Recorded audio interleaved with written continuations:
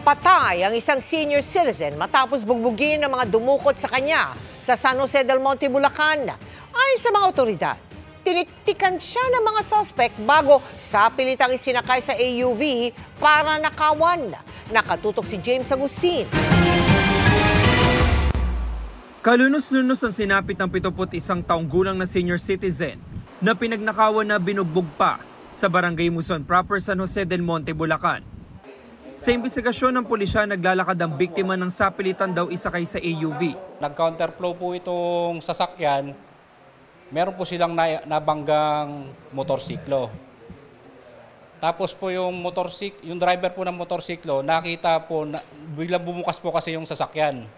Nakita po nila na may binubugbog sa loob na isang matanda. Kaya agad po nakakuha sila ng pansin, kaya po hinabol po nila.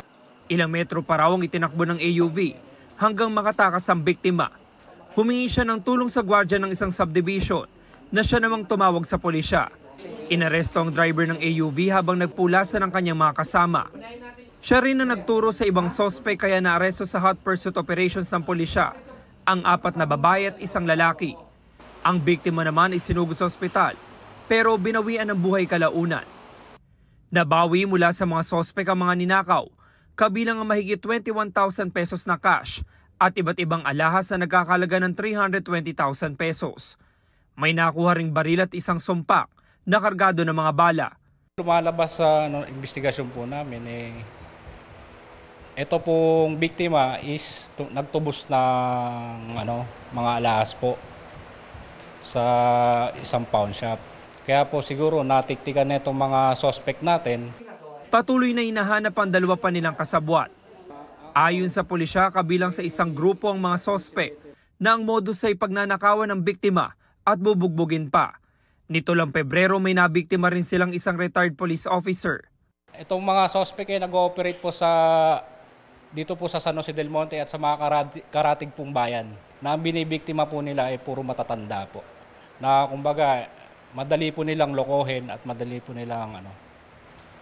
nilang saktan na wala pong kalaban-laban.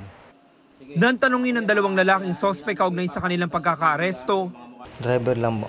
pero alam mo na yung gagawin nyo na yun? Sa'yo ba nakuha yung baril? Wala kaming baril. No comment to. Todo tanggi rin ng 4 na babaeng suspect na may kinalaman sila sa krimen. Hindi po ako kasama doon, sir. Wala po akong alam. Pero ginawa mo yung Hindi po. Wala po. Hindi ko pa alam na ganun ginawa nila po. Pero kasama po kayo sa sakyan. Hindi rin po. Hindi po kami kasama sa dun sa matanda. Anong partisipasyon mo?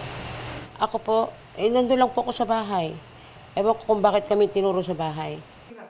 Maharap ang 6 sa reklamong robbery with homicide, habang ang 2 lalaking suspect ay may karagdagang reklamong paglabag sa Comprehensive Firearms and Ammunition Regulation Act.